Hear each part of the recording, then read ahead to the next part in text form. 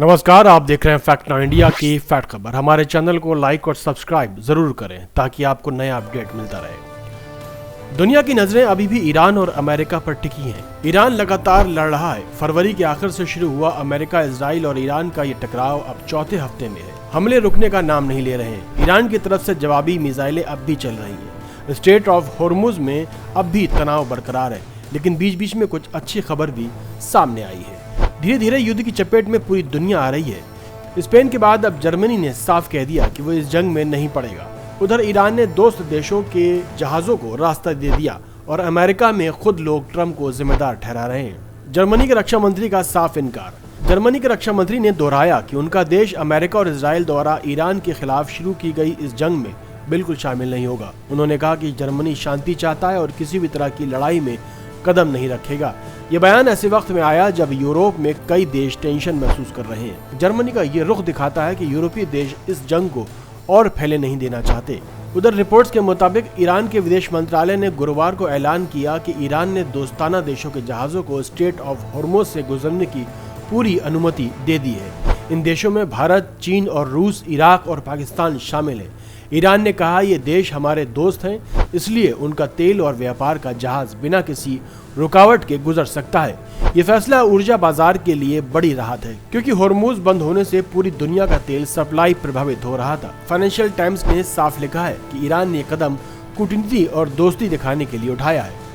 उधर ईरान के जवाबी मिसाइल हमलों ने इजराइल के बीत शेमेश इलाके में भारी नुकसान पहुंचाया है। वहां मकान, इमारतें और कई जगह तबाह हो गई हैं। ईरान का कहना है ये जवाब इजराइल के हमलों का था। तस्वीरों और रिपोर्टों में साफ दिख रहा है कि हमले अभी भी चल रहे हैं। ईरान ने कहा जब तक हमले बंद नहीं होते उनका जवाब भी जारी रहेगा। उधर ईरान ने कुवैत इंटरनेशनल एयरपोर्ट और अमेरिका के विमान वाहक पोत यूएसए अब्राहम लिंकन पर भी मिसाइल से हमला किया। वहीं इजराइल की ओर से भी ईरान पर लगातार हमले जारी हैं। इस बीच अमेरिका में ट्रंप पर सवाल उठने लगे। अमेरिका के अंदर अब लोग ट्रंप के जिम्मेदार ठहराने लगे। मशहूर अमेरिकी लेखक हेनरी नेफ ने साफ कहा कि ये नहीं कि ट्रंप अमेरिकी इतिहास का सबसे खराब राष्ट्रपति है, बल्कि वो राष्ट्रीय मंच पर कभी भी बैठने वाला सबसे खराब इंसान है। ये बयान कई अखबारों में छपा है। ट्रंप अभी भी कह रहे हैं कि बातचीत हो रही है और ईरान डील के लिए बेताब है, लेकिन ईरान की IRGC पहले ही कह चुकी है हम युद्ध का अंत तय करेंगे, आप नहीं। ईरान ने अमेरिका के सामने 5 शर्तें रखी हैं और उसका कहना है कि मिडिल ईस्ट में छिड़ा युद्ध अमेरिका की शर्तों पर नहीं बल्कि ईरान की शर्तों पर ही समाप्त होगा। हमले और हत्या की घटनाएं बंद हो, सभी मोर्चों पर युद्ध खत्म हो, दोबारा युद्ध न हो, इसके लिए सख्त कदम उठाएं। युद्ध नुकसान की भरपाई, मुआवजा तय हो, स्ट्रेट ऑफ होर्मुज पर अंतर्राष्ट्रीय मान्यता मिले। इन सब बातों से साफ झलकता दिख रहा है कि ईरान तस्से-मस नहीं होता दिख रहा। वहीं अमेरिका में अब भी आवाजें उठ रही हैं कि इस जंग को ट्रंप की वजह से बढ़ावा मिला। उधर भारत अभी भी संतुलन बनाए हुए है। होर्मुज में भारतीय जहाजों को रास्ता मिलने से भारत को बड़ी राहत हुई है। रूस के साथ तेल का व्यापार भी बढ़ रहा है। अंतर्राष्ट्रीय रिपोर्टों के मुताबिक मार्च में भारत रूस से रोजाना 1.6 से 2 मिलियन बैरल तेल खरीद रहा है।